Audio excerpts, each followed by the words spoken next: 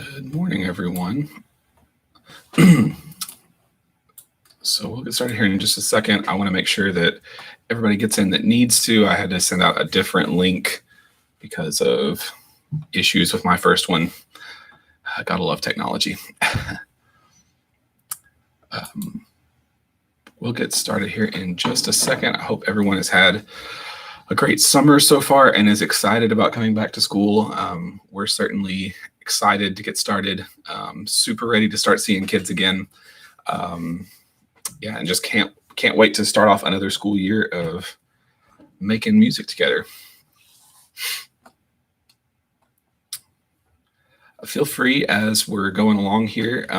If you have questions about anything that we are going to be talking about today, if I don't answer the questions, especially, post them in the chat here on YouTube, and I will try to answer those as I see them.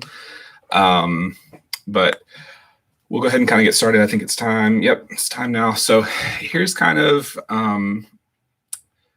the thing. It's obviously going to be a much different year from what we've had in the past, but we're kind of after three goals. And actually, before I get started with getting into that, let me share this in case someone didn't see it here. I will post it in the chat. But this document has all of the information about how we're starting school, procedure as far as procedures that students and parents need to be familiar with before they show up on the first day.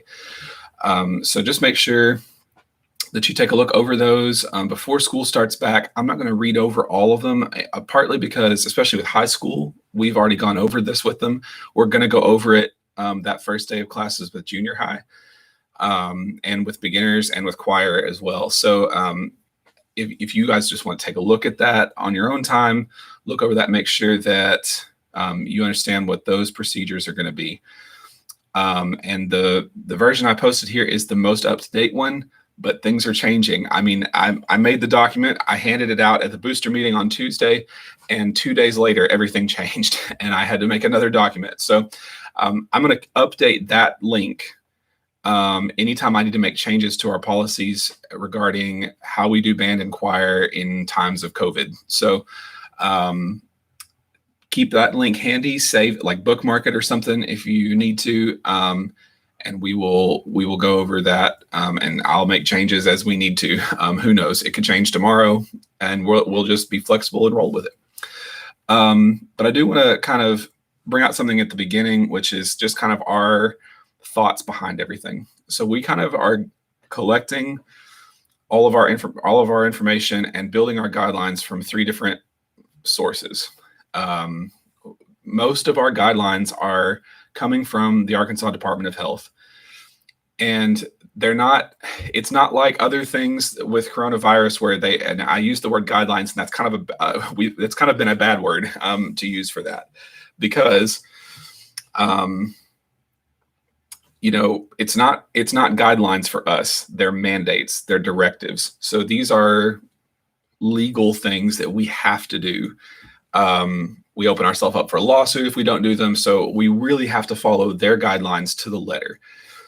We are also, just because, within, I would say, a month of us closing school, I was already reading studies that were being done, looking at different things that other people were doing, all this kind of stuff. I've been studying this all summer as far as how to go back to band and choir safely as school starts back. And so especially the National Federation of High Schools, Colorado State University study on aerosol transmission of the virus for musicians, that's been where I've drawn a lot of my information from. And so there's some things that we're doing on top of the state of Arkansas mandates that come from that NFHS study, just because the science is really solid on it.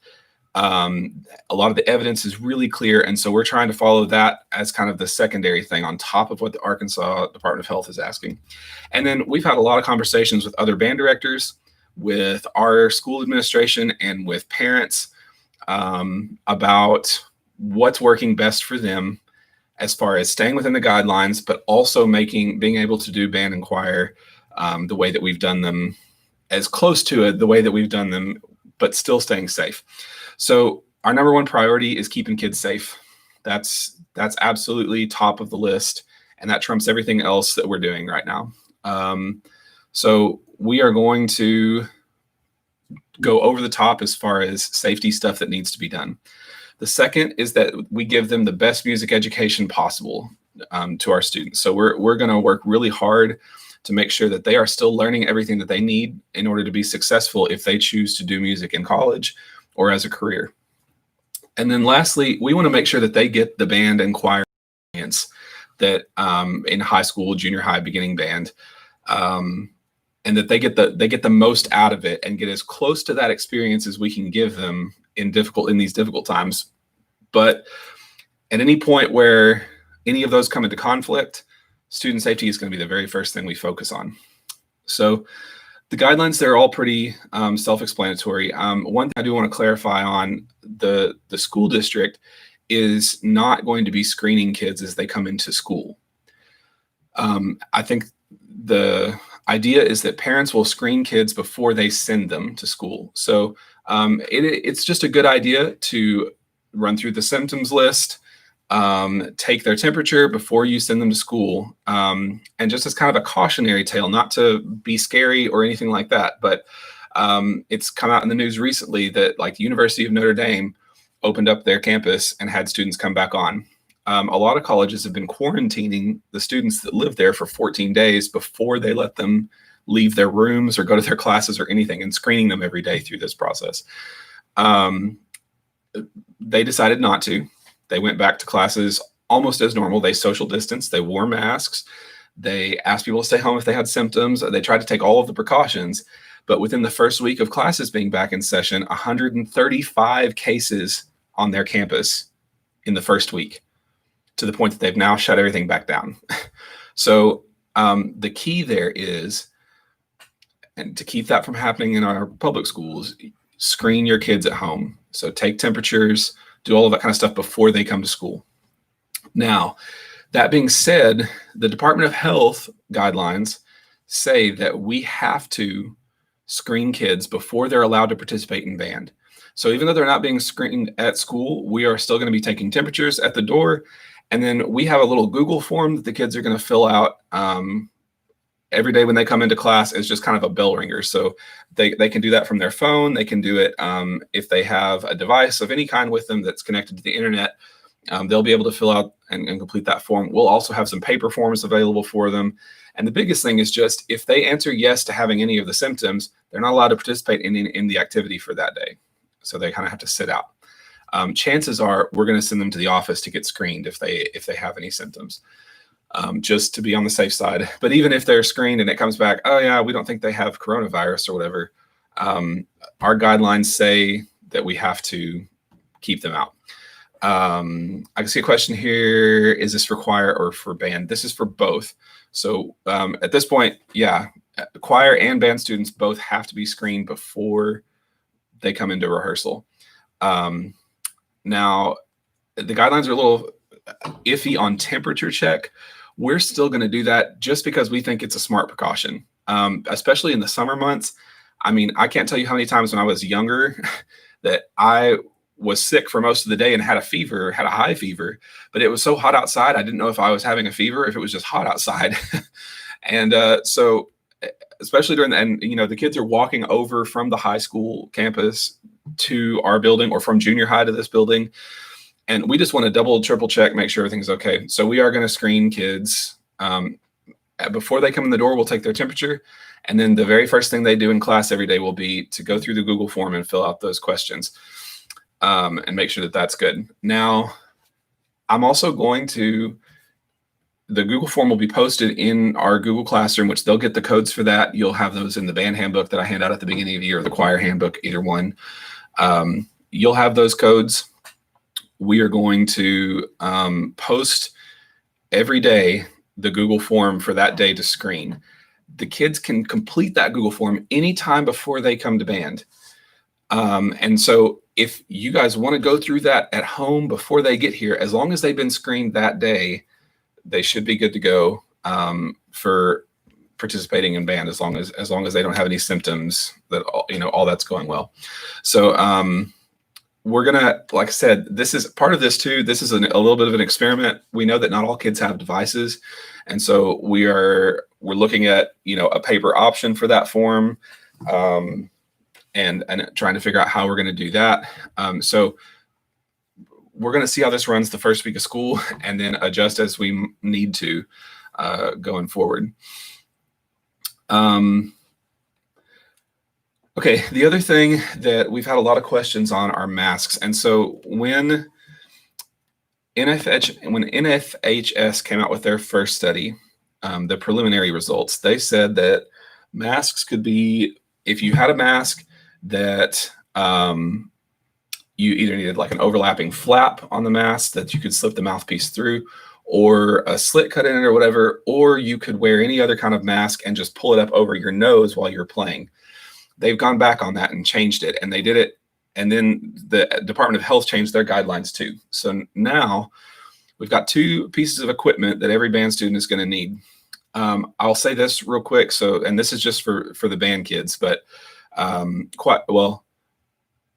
they need to wear a mask all the time, inside, outside, doesn't matter. They're masked always. Band kids who play wind instruments will have a different mask. And I'm also working on special masks for singers as well, just because I've noticed this as I've tried to sing with a mask on and things too. The way you have to inhale to take in enough air to be able to sing, you suck the mask into your mouth, which is super not hygienic, and also just makes it very difficult to do anything. So they make masks for singers that kind of have a wire along the bottom and the top that hold the mask away from the face just a little bit, but still have a tight seal across the nose and down under the chin. We're looking at getting some of those for choir students. I will let them know that by the first day of school, and we'll put some of that information in their handbooks too, so that I can direct you to a place to get those. Band kids do need this is the only thing we're asking them to supply as far as extra equipment, well, for woodwind and brass players at least. And that's a mask with a slit. So I have an example here. It can be as simple as this. So this is just a standard mask. I've got a slit in it right here. That's just been, like, the lady that made this for me just hemmed around the opening. And this is adequate. I mean, the mask that they were asking us to use in the Colorado study was a paper mask that they took scissors to and just cut a slit across it, just big enough for the mouthpiece to fit through. There are also some overlapping masks that you can do. And I found, just in searching for those, if you know someone crafty who can sew things, I've just posted a link to a sewing pattern that for the overlapping masks. I really think those, it just makes sense that those would be safer because there's not a big gaping hole in the front of it. And so if that's a concern, there's one that you can get there. I know there are several places that are selling them. We're looking at one particular place that sells them kind of in bulk to schools, and we can get them for relatively cheap. But it would still be something that a student would have to pay for. So we may put in their order form that they get at the beginning of the year to order all of their band supplies. We'll put a place for them to order a band mask if they want to. And we'll place an order for those. And I think it'll be like $10 a mask. So not a bad deal at all for a reusable cloth mask that they can have all year. Big things are they don't need to wear those masks outside of band class for obvious reasons. So it's something that needs to stay in their instrument case. And we'll have like sanitizer and stuff that they can spray on it at the end of every rehearsal, just to make sure that it stays clean through the week. And then it needs to be washed at least once a week. So that's kind of the plan there. And I see that question there. I was just about to get to that. So one of the other big changes here is that neck gaiters, which are kind of the scarf-like masks that aren't tight around the neck or around the chin or whatever, are not allowed anymore, and neither are vented masks with exhalation valves. So either a surgical mask or a cloth mask that's reusable. But the thing is, fit is super important for these. So it has to fit snugly around the sides, across the nose, and under the chin in order for it to be an adequate mask to wear during a rehearsal. So yeah, no vented masks and no neck gaiters during rehearsal times. Now the plus side of this, in the original guidelines we were not allowed to play indoors. That has changed. So we will actually be able to play inside now. The rule is 30 minutes inside. Then we have to evacuate the room for 20 minutes to allow the air conditioner to cycle the air through, and then we can come back in. So we won't be out in the blistering heat all the time playing, and so that will be helpful. But a lot of it is just going to be, I would say, and I've told other parents this too, it's the same as any other year as far as you have to acclimate to things, right? So like we tell kids at the beginning before school starts every year, there's several things you need to start getting ready for. Number one, you need to drink a bunch of water starting now so that you're hydrated, right? That's going to be even more important this year because we don't have access to water fountains.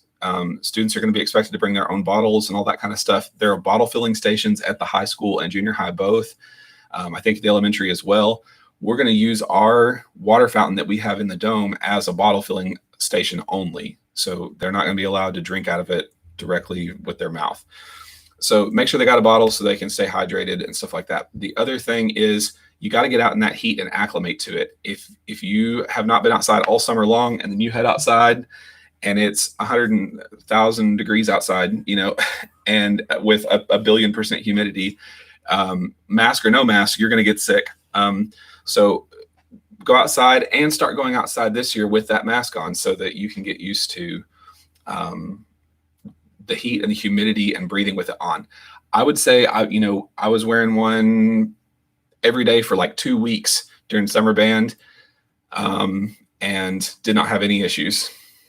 And I'm not a small dude and I'm not the most in shape dude. So I get out of breath, like getting out of my chair. So if I can do it, anybody can do it, especially a younger person, and we'll make that work. I think we only had one kid in the course of all of summer rehearsals who had to step out because they were having breathing issues, and it was the first day of band, and they were out for 10 minutes or so, and then with the mask off, out of the way, and they came back and were fine. And we've not had any other issues with masks and breathing stuff since. So it is doable, and should not be have a huge impact. Okay. Keeping on going through here. We talked about all that. Okay. So the other big things as far as just announcements that aren't in those guidelines, and these are just things that have changed as far as schedule and different things like that for the school year. So I'll start with high school. For one, the invitational marching competitions are dropping like crazy. We're getting emails every day of people who are saying, sorry, we just don't think it's safe. We're shutting down the competition. They will continue to do so, we believe. We're fairly certain we won't have any marching competitions at all this year, but we kind of have already made the decision preemptively to say that we're not going to do any marching competitions except for if they offer the region marching contest and the state marching contest, we might do those. But again, it's just going to kind of play it by ear, but we're not going to do any other marching competitions except those two. The Arkansas Activities Association also made the call that bands and cheer teams cannot travel to away games. And that was kind of a twofold decision. The first one is right now, football stadiums and all of that are going to have to seat at a limited capacity. There's some confusion in the guidelines on that, and so we're not exactly sure, but it could be anywhere from 24 to 60% of the football stadium seating capacity. Our superintendent has already said, hey, if we can only have so many people in there, they're all going to be paying customers. Like, we need that the ticket revenue. And so bands and choirs traditionally have not had to pay to go to games and stuff like that. So and we take up a lot of space because we have to spread out so much. We don't have room in our bandstands to seat our bands. So we're probably going to be setting up in the end zone, like on the other side of the end zone in chairs, because that's the only way we're going to be able to space out enough. So that being said, we are not going to any away games this year, only home games. We will still be able to march on the field. And so we're still working on a marching show for senior high band. But yeah, no away trips as of right now. Now for junior high band, it's a little bit more complicated. So junior high only marched at home games anyways in the past. We've also got the issue that, like, junior high, as we've been talking about it, one of the groups we're most concerned about as far as playing ability are these incoming 7th graders. Beginning band is like the most important year of band that any band student has. All of the habits that they form in beginning band transfer into their musicianship for the rest of their music career. And we lost a quarter of their time that they would normally have in that group. And we've been off for 6 months. And we've already seen with the high school band and rehearsals and stuff like that, the kids weren't necessarily practicing the way that they needed to. And it's been a really rough start with high school. We're really concerned about how junior high is going to come in starting. And we want to make sure that they have those fundamentals down before we start trying to work on anything that's any more difficult. So as a result of that, we made the decision to not do a marching show for junior high band this year. We're still working on a way to work with the junior high color guard to make sure that they maintain those skills. And we'll let you know more about that as school kind of gets started. But we'll still be at those home games. We'll be playing some stand tunes. And our first home game is a little ways off. So really what determines the music that we get to play in junior high band and how much we get to play at those football games is going to be the amount of work that those kids do starting that first day of school. And they have a lot of catch up to do and a lot of work to get, to kind of work through. So just if you're a parent of a junior high kid or you are a junior high kid, my encouragement is, if you've not picked up that horn all summer, it is time 3 days ago. It is very important that you get back and start practicing something, just to make sure that you've still got those skills. Beginning band is going to look a little bit different this year too. We're on track to have another really strong, big beginning band class. We're going to do a little bit more recruiting that first week of school to try to get some kids in, because we did not recruit at all. We're sitting at around 30 kids in beginning band right now, and we've not done any recruiting. So we're going to head into the school, do a little bit of recruiting, see how many we get.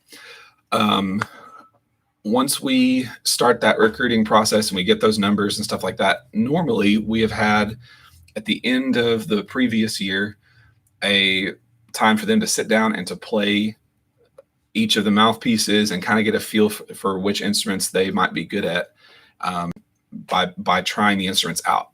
There's not really a practical or sanitary way to do that as well this year. So in lieu of doing that, we are going to assess the kids, screen them like the first week of school, just by looking at facial structure. There's a way to identify how successful a kid will be at an instrument by just looking at their face. Certain facial features lend themselves better to other instruments. And so we'll kind of talk about all the instruments with the kids, let them see all of them, let them hear all the instruments, and then we will try them on those. And just to make sure we won't try them on those. We'll give them a sheet to fill out that'll kind of be like, here are the instruments that I think I would be interested in playing. We'll screen them to see, okay, what facial features do you have? Which instruments do we think you would be good at? And then we'll kind of make a recommendation. We'll come to a decision there. We have a date set that we'll give those beginners that first week of school to where they can come and meet with a rep to purchase an instrument and all of the supplies that they need. Every beginning band parent will need to come to this meeting, to this event, as if possible, to buy books, to buy cleaning kits, even if you already have an instrument or you're using a school instrument. There are still supplies that you need that they'll be providing. Now, another option, and I'll post this really fast. We have been working the past couple days on our website for the school, through the school's website, and we have that. I have that ready to go. So I'll post from my website's important links page, and probably it's the bottom link there, is a link to a business that we work with called Cooper Music. Cooper does all of our instrument repair, all of our instrument purchases. They know which book that we're using, what supplies we need on each instrument, and all of that kind of stuff. You can contact Cooper and buy those supplies online so that you don't have to come to this meeting, and they will send them to the school, and we'll be able to start. And like they make a delivery about once a week. So we'll have them at the school. We can, with the student's name on it, we can give it to them. You don't have to show up. You don't pay with a credit card and it's done, So we really encourage beginner parents, especially, to check that out. Make sure that you are, you have a plan for whether or not you're going to be there in person or just order it online. The same goes for instruments too. If you find an instrument that if we kind of decide what instrument it is that your kid's going to play, you can order their instrument online. Cooper will deliver it. We'll talk a little bit more about, they do have a rent to own option. So you're not just paying all that for an instrument up front. They also, at any point, if your kid decides, hey, band is not for me, they can turn in their instrument, and Cooper will, stop payment on that, so that you're not, you're not locked into a contract with them, basically, to have to pay all that out or whatever. At any point, you can kind of say, I want to stop, and they'll take the instrument back, and you're out those payments, but you're not having to buy the whole instrument. And if you got questions about that, I can answer those kind of at a later time. Okay, choir is really similar to band. So we've got a lot of the same guidelines. We can be indoors for 30 minutes at a time singing. We have to clear the room for 20 minutes, and then we can come back and resume singing after that 20 minutes. They have to be masked the entire time they're singing. We're still not sure, and this is kind of band and choir, we're still not sure if we're even going to be able to do concerts the normal way that we have done in the past. And so all of that is still very up in the air, and we've not really made decisions about it. We're working on that, and we'll let you know as soon as we know something. We have a date set for concerts for band and choir both, and we'll let you know what those are. Our plan for choir, since we have 2 rooms we have enough time between their use, we can actually clear the choir room and go to the band room and sing halfway through our rehearsal and then come back. We're probably going to end up singing in the band hall anyway, and then using the choir room to work on paper stuff, music theory, all of that kind of thing, and then go back to the band hall and sing, just because the band hall has a whole lot more space. And we're sitting at 30 kids in choir this year, which is a great problem to have, but it still can be a problem as far as distancing. So we're still planning to sing, planning to work on stuff in choir. Jazz was my next thing, and yes, same as marching band and choir. We have to keep the distance. We have to keep the mask on if you're playing a wind instrument. Well, you have to keep the mask on, period, but you have to have the wind player mask for jazz as well. And yeah, 30 minutes in the room, 20 minutes we have to clear, which the jazz block, I think, is only 45 minutes. So probably what we'll do, what the guidelines say is after 30 minutes of playing, we have to clear the room.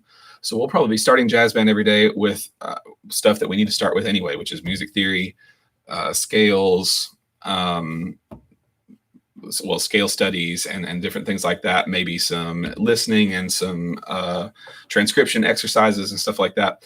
And then we'll spend the last 30 minutes playing so that we can clear the room and it can sit empty until it's time to come back again. I think we will be able to sit all of the jazz kids in the choir room.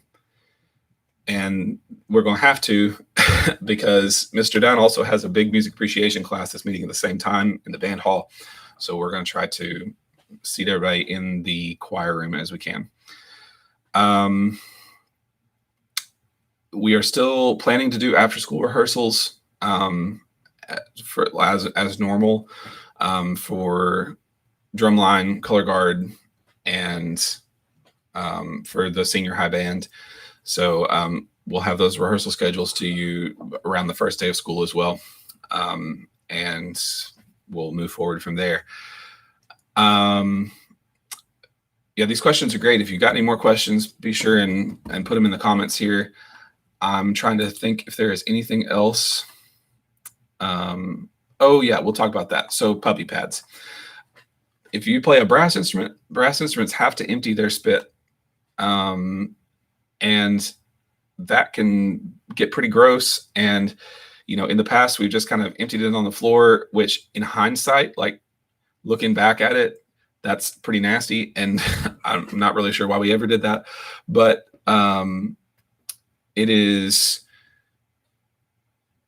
puppy pads are going to be the way to go. Now, here's what's cool about puppy pads. I've measured them out, looked at them and stuff like that. You should be able to take a single puppy pad and cut it into, if you're holding it here, you can cut it down the middle and then cut it in 5 strips this way. And you've got 10 puppy pads or 10 little strips of puppy pad out of one. So you should be able to take a whole puppy pad and it lasts for at least a semester, but possibly more, because you only need 5. We're only in school 5 days a week, you only need 5. And then after we're done with that, we'll have a Walmart sack or something hanging up that those will get disposed in. We'll tie it up, throw it in the trash. We should be good to go. But puppy pads are going to be another required thing for brass players. Yeah, so we've got several that are doing online school and that are just showing up for band. Biggest things are going to be, if you're doing online school, the assumption is you've got a computer, right? Or you got some kind of device that you're doing online school for. Everybody, whether they're a virtual student or they're an in-person student, is going to be in Google Classroom. You'll be signed up on that, and you'll turn in digital assignments there and all that kind of stuff. In the band Google Classroom, every day is going to be that symptoms checklist. You can save a ton of time if you'll screen yourself before you come to rehearsal. So like senior high band starts looking at my bell schedule, 1:40. So somewhere about 1:20, take your temperature. We'll probably still take your temperature at the door. But then the big thing is just fill out that Google form so that you can get situated and grab all of your equipment, do whatever you need to do before we start rehearsal. It's going to save you a bunch of time. Another thing, and this is especially applicable to guard members or to anyone really in the past that has changed clothes at school for marching rehearsal. That is not allowed anymore. So the expectation is come in the clothes that you're going to need to wear for rehearsal. And we're doing the same thing. So like we've been released this year to dress like coaches pretty much, at least during marching season when we have to go outside. So dress for the weather when you come to school, because we are not going to have the ability to change. Got another one by Remind. Okay. So, yeah, we've got several different people that are doing different things. So if you're an in-person student, you don't have to worry about it. You just follow the bells and it'll get you where you need to go. If you're doing virtual and coming for bands, so here are the times that you need to be in class. So beginning band students will come right at the beginning of the day. As far as I know, it's going to be the same as it's been in past years. So if you have a kid in 6th grade band, 6th graders you can drop your 6th grader off at the band hall. And that's totally fine. And they start at 7:55. We probably won't start taking attendance or finish taking attendance until 8:05. So 8:05 is the time that beginners need to be there. Choir kids will need to be here by 9:30. Jazz students will need to be here. Double checking this here. I believe that is 10:55. Yeah. So actually, I think it's 10:50. So 10:50 is when jazz students will need to show up. Then junior high band will need to be here at 12:15. And senior high band students need to be here at or by 1:40.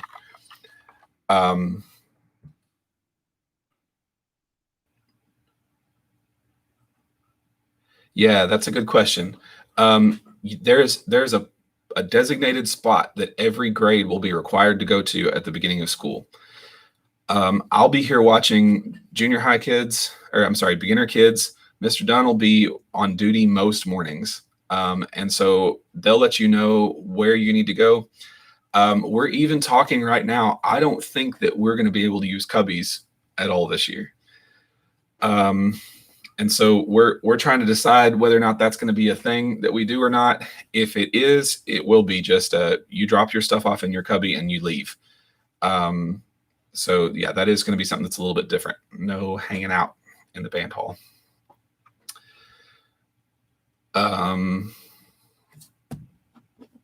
So yeah, if you're virtual, you just need to make sure that that you are at school on time for that class.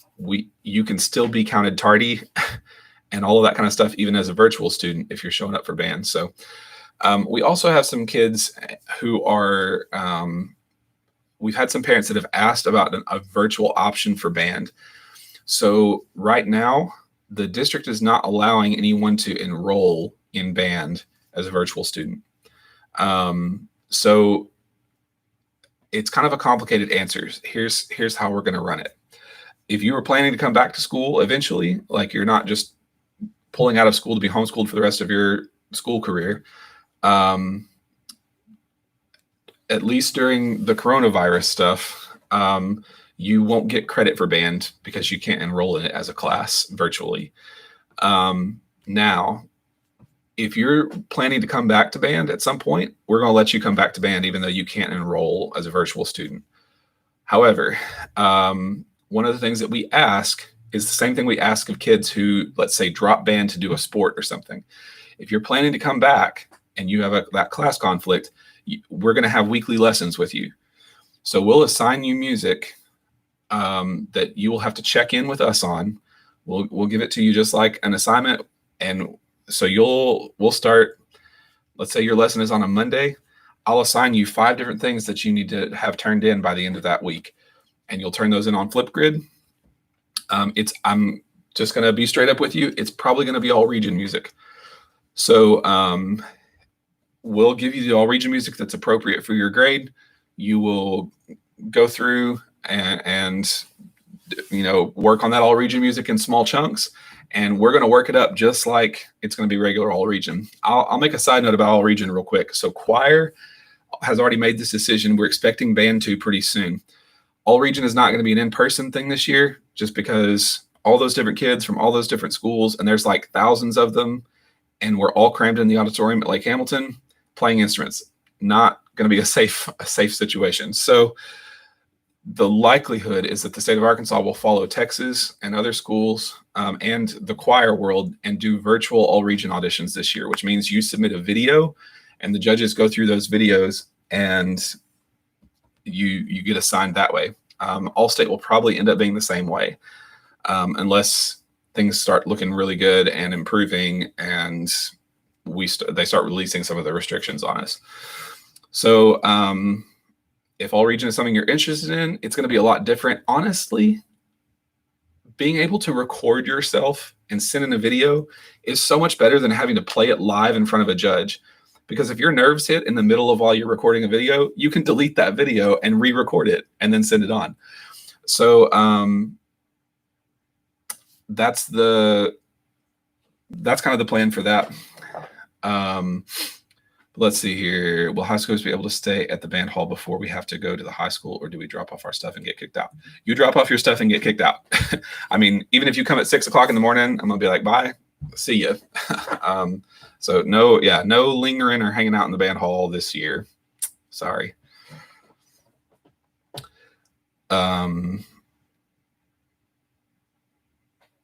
Okay. I'm not seeing a whole lot of new questions here. I'm going to make sure that I am looking through this.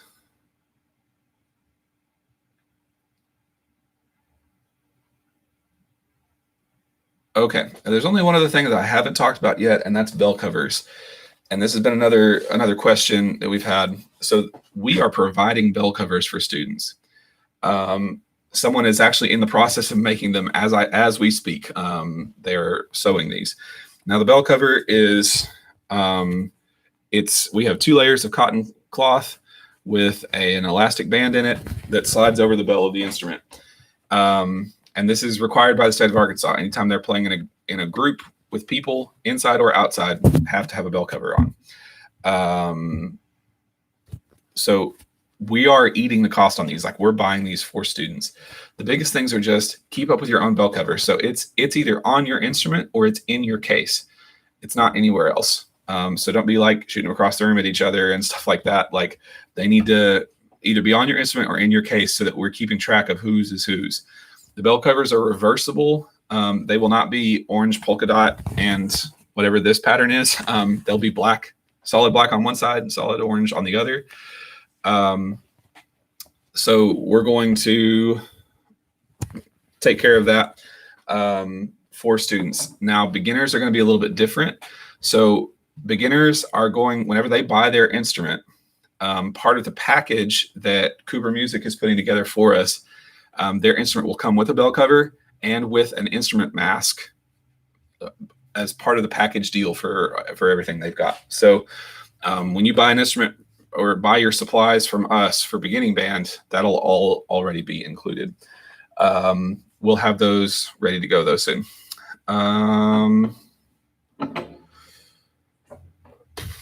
Pass-offs are going to work the same way as they always have. We'll probably do them outside just because it's going to be easier to spread out and be able to do that and not worry about time. Now, I will say with tubas, we are concerned about having a tuba shortage this year. So probably what's going to end up happening is we don't have enough tubas for, let's just put it this way. We don't have enough tubas for there to be a home concert and a school concert tuba. So what's going to end up happening is every tuba player will be checked out a sousaphone and a concert tuba, at least in the junior and senior high bands. And then when it gets to concert season, you swap them. So you take your you bring your concert tuba back to the school and you use it at school and you practice on your sousaphone at home. And that's just going to have to be how it's going to have to be this year because we're running short. We bought 2 new sousaphones. We bought several new sousaphones this year, but it's a good problem. We have a lot of tuba players. And so that's going to be the thing that ends up happening with that just for this year. Okay.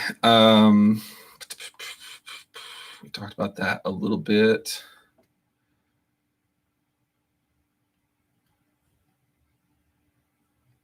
So biggest things really are just, we're going to really try to make this year run as smoothly as possible. But flexibility is kind of the key word here. It is going to be difficult to make changes fast, but we just got to pivot and have a good attitude about it. What is this? Okay, what if we already have a concert tuba at home? We're probably going to have, you need a concert tuba at home right now. When we get to concert season, you will take your sousaphone home and bring your concert tuba back to the school and use your concert tuba in class, the one that you have at home right now. Should be the way that that's going to work.